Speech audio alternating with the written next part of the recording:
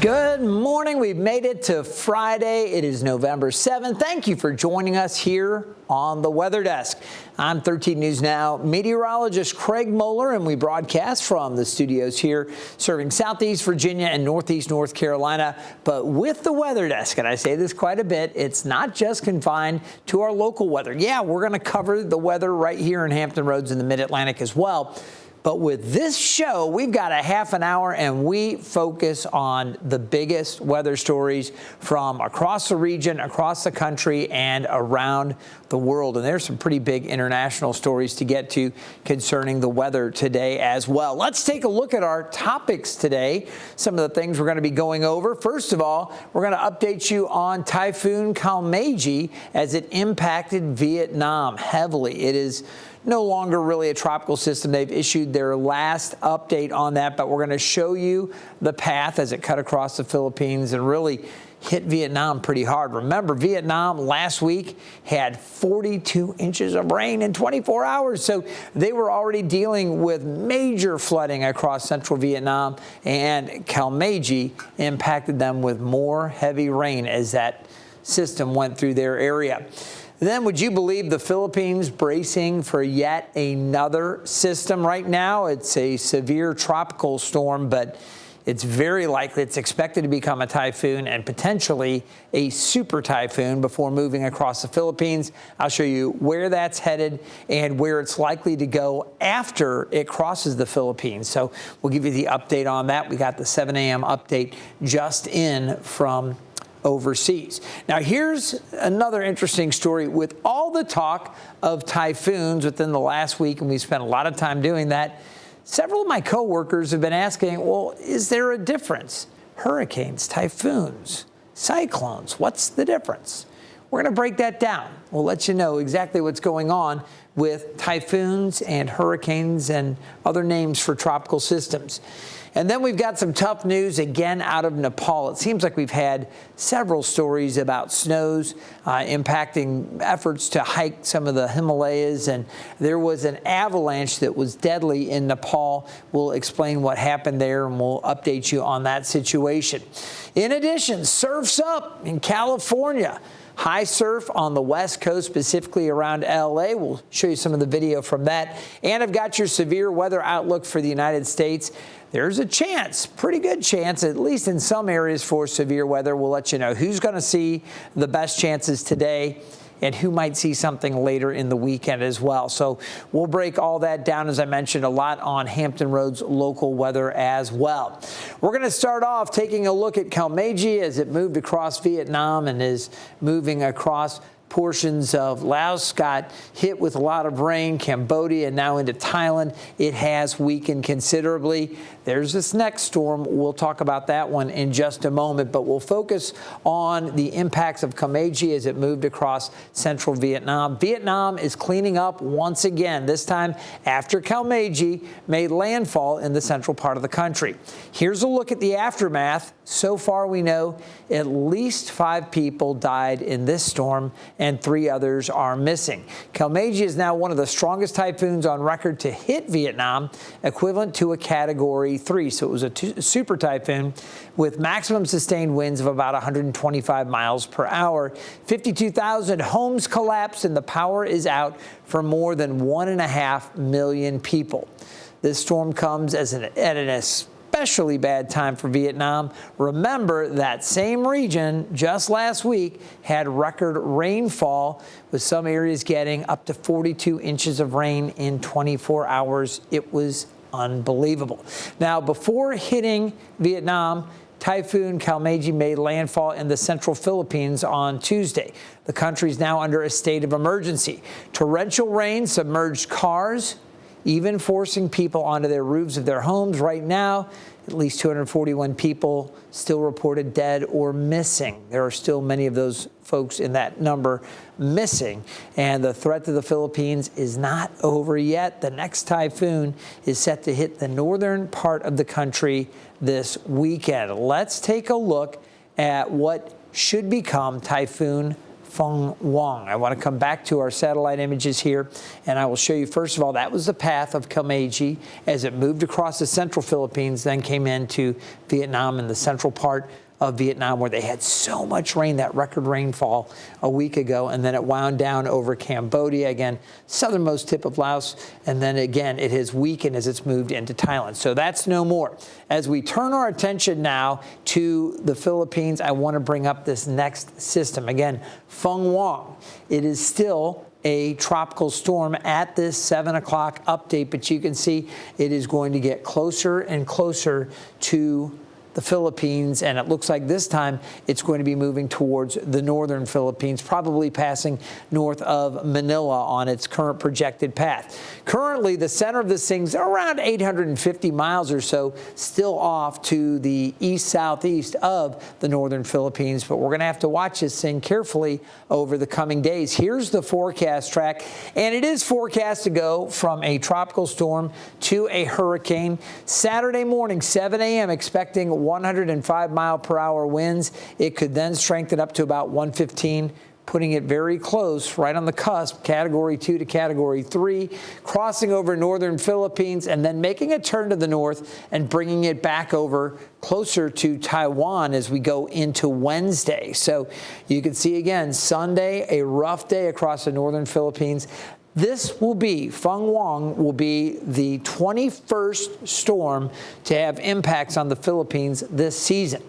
That seemed like a lot, when I first heard that, that we had the 20th storm a few days ago and this would be 21. It is a normal season for the Philippines to be directly impacted by 20 systems. So we've reached what is normal. This will be the first above that. So an above normal season for the Philippines, and this one, again, hitting the northern sections and then turning to the north so that by Wednesday, it could be producing a lot of rain around Taiwan. We will, of course, keep you updated on this. Again, folks in Hong Kong hoping for that turn before reaching Hong Kong, but that whole area will be watching this very, very carefully.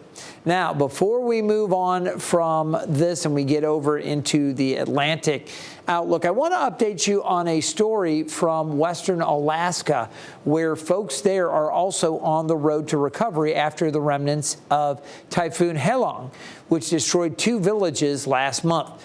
Rising waters force homes off their foundations, leaving them to float inland. Many residents still inside while that was happening. They literally rode out that storm in their homes, and their homes were carried inland with the residents still inside.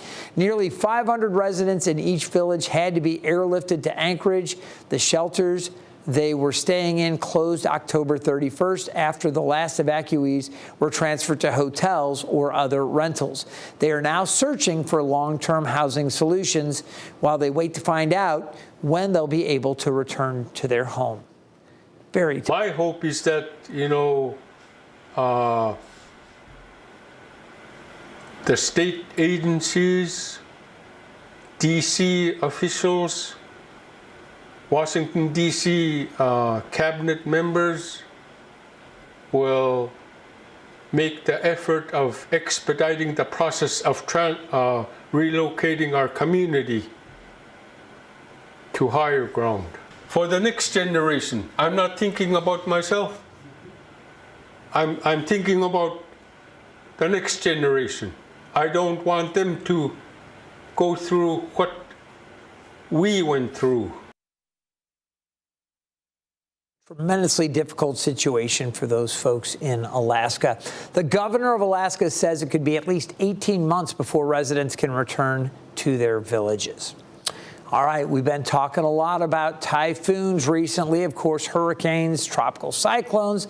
They sound like different types of weather events because they have different names. But as it turns out, they're all basically the same type of weather system. So I've been asked, what's the difference between typhoons and hurricanes? Well, meteorologist Evan Stewart explains.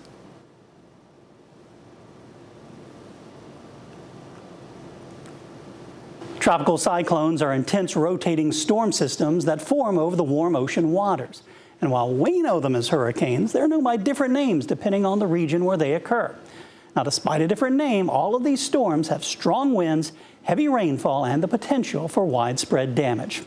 Starting out in the Atlantic and central and eastern Pacific, these cyclones are called hurricanes. Now, the name hurricane comes from a Spanish adaptation of the indigenous Caribbean Taino people's word huracan. That refers to a god of storms. In the western Pacific, tropical cyclones are called typhoons. Now, typhoon is derived from various linguistic sources, including Chinese and Arabic. By the time we get into the northern Indian Ocean, we have cyclonic storms. The word cyclone is derived from the Greek word cyclos, meaning the coil of a snake. But in the southern Indian Ocean, they're simply known as tropical cyclones. Also notice, since we're now south of the equator, tropical cyclones spin clockwise, the opposite direction that they spin in the northern hemisphere. And finally, in the southwestern parts of the Pacific, tropical cyclones are just cyclones. The southwestern Pacific includes land areas like Fiji, Indonesia, New Zealand, and Australia. And sometimes those cyclones down around Australia can also be referred to as willy willies. Some more fun information there. All right, we're going to turn our attention from typhoons, all of that we just told you about, back to the hurricane situation here in the Atlantic. And I just wanted to update you on the tropics in the Atlantic basin. First of all, across the Caribbean, things are generally very quiet right now. We do have some clusters of storms in the southwest part of the Caribbean. Looking into the Gulf, things pretty quiet as well. A little bit of cloud cover back in the central and eastern portions of the Gulf over towards the Florida Keys, but nothing that's well organized. Over in the eastern Pacific, we've got some clusters of showers and storms, but no development is expected there. And across the southeast border here, we do have, some clusters of storms kind of forming along an old frontal boundary. We do keep an eye to those. Right now, the Hurricane Center doesn't believe there's much to that, and we do have another front that's going to come through as we go into the weekend Sunday. So even if something were to develop along the tail end of the front that cooled us down yesterday, we're going to warm up today, and there'll be more to push everything along. At this point, looking at that, not overly concerned. The rest of the Atlantic looking very quiet. So in general, from the National Hurricane Center, no tropical activity expected over the next 7 days. That's some great news. All right, we're going to turn our attention back overseas and take you back to Nepal and to an area specifically up in the mountains there, well east of Kathmandu. We're going to take you over to this region. I'll go ahead and highlight it for you. And again, this was an unfortunate and serious situation as an avalanche has claimed the lives of 7 people in Nepal. This happened at a camp on Mount Yurlungri on Monday. Of those who died, 5 were foreign climbers, 2 were Nepali guides. Mount Yurlungri stands more than 18,000 feet tall. So this was a very tall mountain there, and the avalanche occurred near the border with China. The camp those climbers were at was at about 16,000 feet up. Snowstorms delayed rescuers from getting to the site, but they were able to eventually reach it by helicopter the next day. Another rescue team has spent the last few days trying to reach the camp on foot. All right, we're going to take a short break, and when we come back, tell you what, surf's up out along the California coast. We're also going to have the severe weather outlook. That'll be coming up in just 2 minutes. Keep it here.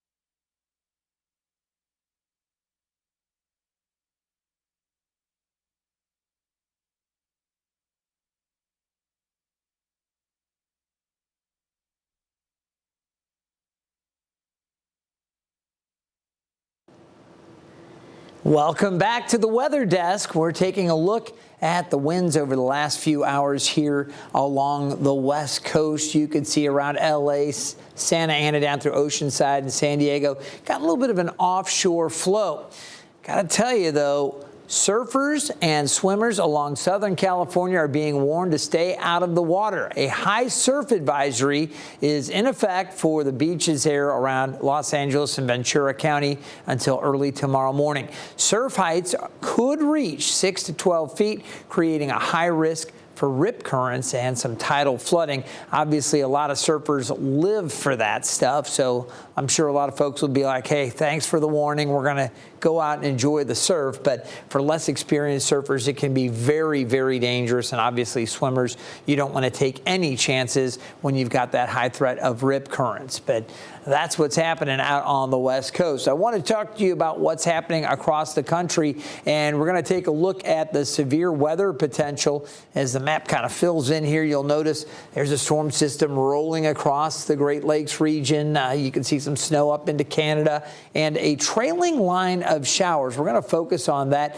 Some snow back up over portions of western Montana. As we take a look at the severe weather outlook, it's that tailing line of showers from the storm system up in Canada that I'm worried there's a front that's going to come in to an area that's going to be less stable. There's a warm front this morning that is lifting through. That's going to create less stability here with the cold front approaching. And there is a slight risk, level 2, for severe storms. We are into the fall or second severe storm season in this part of the country. You think about it, in the spring, we have our main severe weather season. That's when the colder air retreats and the warmer air builds. In the fall, we have a second severe storm season. It's usually not as robust as the spring season, but that's when the colder air advances and the warmer air retreats, and that's what we are looking at for parts of the country later today, specifically southern, south central parts of Kentucky and central Tennessee. You can see that level 1 or marginal threat extending all the way down through Alabama, western Georgia, and all the way up through Kentucky and to western parts of West Virginia. Now, there's the warm front lifting through the area. Here's the cold front approaching. And while we just have a few showers now, later today, especially into the afternoon, we could see some strong to severe storms. And there's even though it's low, there is that elevated tornado risk here from south central Kentucky through central Tennessee, and then portions southern Alabama into southwest Georgia. So those areas, again, folks will want to stay very weather aware. This is south and southwest of Lexington. It includes Danville, Columbia, back through Bowling Green, Kentucky, Nashville, Tennessee, areas down to the south through Lawrenceburg, Bellevue, Parsons, some of the other areas, Tullahoma. These areas all with that elevated tornado threat. And then down to the south, I mentioned that area in Alabama, Montgomery, down through Greenville, Monroeville, Thomasville, back over towards Shorterville, and then into Georgia, almost to Albany, just west of Albany and Columbus, Georgia, all under that slightly elevated risk for tornadic development. These are the only areas outlooked for the severe weather. Wind, a little greater threat here, again, across southern Kentucky into central Tennessee, but again, gusty winds possible with any storms that develop, and hail as well. Previously, there's kind of a second level 2 threat of larger hail. That's been taken down to a level 1, so a little bit of a break there.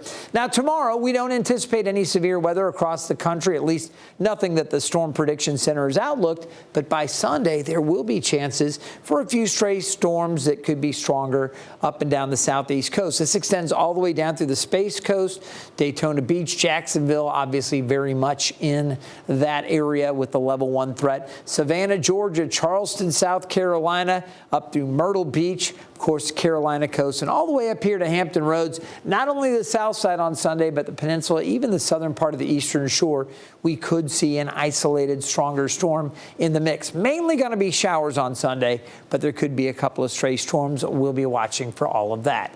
We'll take a look right now at the nation and what's going on. Again, we've got some unsettled weather up into the Great Lakes region, mainly rain and then some showers, maybe a few heavier cells cutting a little farther to the south. Snow up as you go farther to the north into Canada, and some snow showers starting to work towards Lake Superior. Rain showers back across central Minnesota. We're starting to transition now where we're getting colder blasts of air. We're going to start seeing that snow coming farther south. The rain chances right now kind of hit and miss down through western parts of Kentucky and into Tennessee. More activity expected there, as I just told you, later today. And we're seeing some showers working across southern parts of Alabama as well. Across our region today, temperatures expected to reach the low 70s for inland areas back towards Richmond. I expect upper 60s for most of Hampton Roads. Again, on Sunday, chances for showers on Richmond, for that area up through D.C. and Wallops. We'll see our chances for showers here and maybe a few stray storms. If you're going to take a look at the fall colors, you better do it this weekend. Color really coming in. It'll be starting to pass peak out across central parts of Virginia, the mountains. Some of those areas already past peak. Color really coming in here in Hampton Roads. Colder air will come down Monday into Tuesday. We are looking at the coldest air of the fall season so far upcoming, and we actually have a weather impact alert coming up for Tuesday as we expect a hard freeze for many inland areas and frost all the way to the coast and to the beaches. Right now it is beautiful. The sun is shining with the Thompson Creek Window Company, 55 degrees there. As you can see, we are mainly clear right now. We are going to find a southerly wind warming things up today, so highs upper 60s, close to 70 for tomorrow. We'll get into the futurecast and you can see how things play out here. Some clouds later this afternoon, skies becoming partly cloudy. We will enjoy a warmer day today. Yesterday's highs only in the lower to mid 60s, a little bit warmer than that today. Skies partly cloudy overnight and variably cloudy at times. Tomorrow we start off with some cloud cover, but we should see more sunshine through the afternoon. Great looking Saturday. Sunday, clouds roll back in and we will eventually see our chances for wet weather. Could even see some early Sunday, but the better chances coming up later on Sunday. One more sky view, this time on the Elizabeth River. Again, lots of sunshine all across the area. The winds may be a little breezy out on the bay and the ocean, but not too bad. You see those winds south, 5 to 15 knots on the bay with gusts to 20 and about 5 to 20 knots on the ocean waters. Seas only 2 to 3 feet. I showed you with that sky view how quiet, how calm the water is out east of Virginia Beach. High tide in about half an hour here in Norfolk, and the low tide this afternoon around 4:30. All right, let's take a look at today's high temperatures. Upper 60s to near 70 degrees. Skies mostly sunny. We will see a little more cloud cover later this afternoon. Look for skies to become partly cloudy. Up on the eastern shore, slightly cooler there. Low 60s, maybe low to mid 60s. And then as we go up to the peninsula, you look here, you're seeing temperatures mid to upper 60s, mid 60s for the middle peninsula. Just beautiful around Gloucester. Urbana looking good at 67, 70 in Hertford, 71 in Edenton, upper 60s Elizabeth City, and mid 60s along the Outer Banks. Things looking really good today. Tonight, variably cloudy, not as cool. We're going to find the temperatures down around 59 degrees. It'll be slightly cooler, mid-50s inland for tomorrow, and then tomorrow's high around 70 with partly cloudy skies, obviously a little bit warmer. Let's take a look at the 7-day forecast, and I want to take this full. Let's do this so you can get a good look at everything going on here. Temperatures warming up Saturday into Sunday, afternoon on Sunday, chances for a few showers there and possibly a few storms in the mix as well. Monday is going to be breezy and cooler. I mentioned a strong cold front coming through Sunday. Behind it, the cooler conditions. Most of the rain will be out early Monday morning, but I'll just mention slight chance, about 30% for a lingering shower there. On Tuesday, you see Veterans Day. That is not colored red on the left side of that bar because it's Veterans Day and we're trying to be patriotic. That's colored that way because we have a weather impact alert for Tuesday. And what we're talking about, frost and freezing likely. Now, Tuesday morning, the impacts, well, a hard freeze inland. Temperatures should be in the mid to upper 20s. Many inland areas. I expect low 30s near the coast, maybe low to mid 30s right on the beaches. Bottom line is we could see the potential for frost all the way to the coast and along the bay. You need to take steps to protect your outdoor plants. Do that this weekend. That's why we've called this 5 days in advance. That cold air coming in, we want to give you the weekend to get anything you might need. If you want to get some plastic to cover the plants, or maybe you want to start bringing in, maybe you've got some beautiful potted plants out on a deck or patio. You might want to bring them in this weekend before that cold weather arrives Monday into Tuesday. After that, Wednesday and Thursday, we'll start to see a gradual warm up back up to 60 on Wednesday, 62 on Thursday.